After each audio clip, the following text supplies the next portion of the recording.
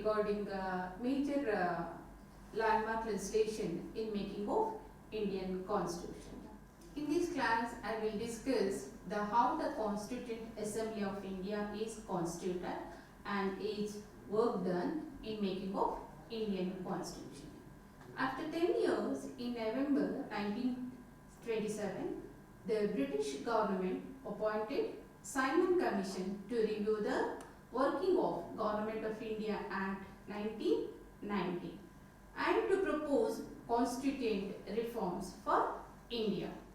In 1927, Simon Commission was constituted to review the Government of India Act 1990.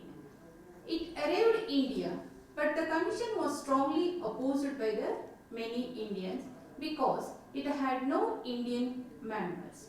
Actually, it was consisted of 7 members, but there were no Indians. Hence, the Congress party boycotted the commission report. In the meanwhile, the Congress party convened the all parties conference to appoint a committee under Jawaharlal Nehru to draft Swaraj Constitution for India. The draft constitution prepared by the committee was called Nehru Committee Report. This Nehru Committee report received a mixed responses from the Indians. The Muslim League, which was part of all parties conference, rejected the report primarily because of the absence of separate electorates for Muslims. This was the first major attempt by Indians to draft a constitution for themselves. In this background, the idea of a Constituent Assembly for India was put forwarded for the first time in 1934 by M.N. Roy. He was the pioneer of communist movement in India.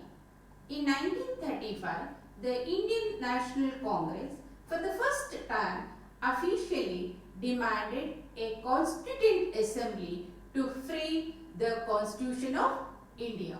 Jawaharlal Nehru, on behalf of Indian National Congress, demanded for the Constitution of Constituent Assembly elected on the basis of adult franchise to frame Constitution for India. That too without the interference of Britishers. Actually, the Constituent Assembly was constituted in November 1946 under the scheme formulated by the Cabinet Mission Plan. Before it was constituted, the demand for a Constituent Assembly in India was in the sense of implied demand for national freedom. Its task was mainly to end the British rule and to establish free India. In this regard, the demand for a Constituent Assembly was the first time authoritatively accepted by British government in 1942. British government constituted the Cripps Mission. Sir Stafford Cripps, he is the member of a cabinet. He was sent to India with a draft declaration. In exchange of this, they placed the proposal to negotiate with national, that means Indians, to secure full Indian cooperation in World War II. As such, Cripps discussed the proposals, which is outlined a concrete scheme for giving effect to the demand for a Constituent Assembly.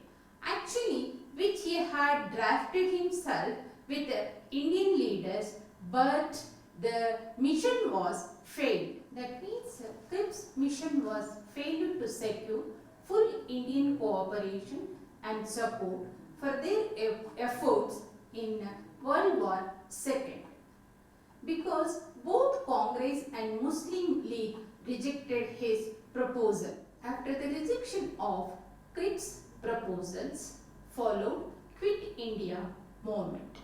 Various attempts to reconcile the two parties were made, including Simla Conference. In September 1945, the newly elected Labour government in British expressed its intention of creating a Constituent Assembly for India that would frame India's constitution. Therefore, the cabinet mission was sent to India in March 1946 to make this happen. The mission had to deal with two major obstacles. Two main political parties, that is the Indian National Congress and Muslim League, had fundamental differences over India's future. While the Muslim League wanted the Muslim majority provinces of India to constitute a separate sovereign state of Pakistan, but Congress wanted a united India. The mission at the Simla conference attempted to facilitate an agreement between the Muslim League and the Congress had failed. When a cabinet mission failed, it came out with its own proposals known as the Cabinet Mission Plan. And the Cabinet Mission definitely rejected the claim for separate Constituent Assembly and separate state for the Muslims. The Cabinet Mission Plan was published. It laid down some details of the procedure to be followed by the Constitution making body. Under the Cabinet Mission Plan of 1946, elections were held for the first time for the Constituent Assembly, in which Congress won 208 seats and Muslim League 73 seats. But actually what happened after this election, Muslim League refused to cooperate with the Congress and political situation was deteriorated. That means Hindu-Muslim riots began and Muslim League demanded a separate Constituent Assembly for Muslims in India. In this regard, British government intervened and acknowledged for the first time the possibility of two Constituent Assemblies and two states. As a result of this, League members did not attend the first meeting of the Constituent Assembly, which had been elected for undivided India, which was set on December 9, 1946. British Parliament drafted Indian Independence Act 1947 upon the basis of above Cabinet Mission Plan, according to which there would be set up two independent dominions, India and Pakistan, and the Constituent Assembly of each dominion was to have unlimited power to frame their constitution. And those Constituent Assembly of each dominion was to have unlimited power to frame their own constitution. In this regard, we should know how the Constituent Assembly was established. Constituent Assembly, which had been elected for undivided India according to Cabinet Mission Plan. We should be remembered that Constituent Assembly members were elected by indirect election. Provincial Assembly elections were held in early 1946 and Constituent Assembly members were elected indirectly by the members of newly elected provincial assemblies. Initially, Constituent Assembly included representatives for those provinces that formed part of Pakistan. The Constituent Assembly had 389 representatives, including 15 women. As a result of partition, representatives of Pakistan ceased to be members of the Constituent Assembly of India. When the Constituent Assembly reassembled on 31st October 1947, the membership of the House was reduced to 299, in which Congress had majority of 82%. Out of this, 284 were actually present on 26th November 1949 and appended their signature to the constitutions as finally passed. Assembly met its second plenary session from 28th to 26th January 1947. After the general discussion of report of these committees, the Assembly appointed a drafting committee on 29th August 1947 under the chairmanship of Dr. Ambedkar to prepare the draft constitution for India. The drafting committee finalized the constitution on 26th November 1949, and the same day the constitution received the signature of the President of the Assembly and was declared as passed. The Constituent Assembly held 11 sessions over 2 years, 11 months and 17 days to complete the task of making constitution for India, out of which 114 days were taken by the drafting committee to consider the draft constitution. The provisions relating to citizenship, election, provisional parliament, temporary and transitional provisions were given immediate effect, that is from November 26, 1949.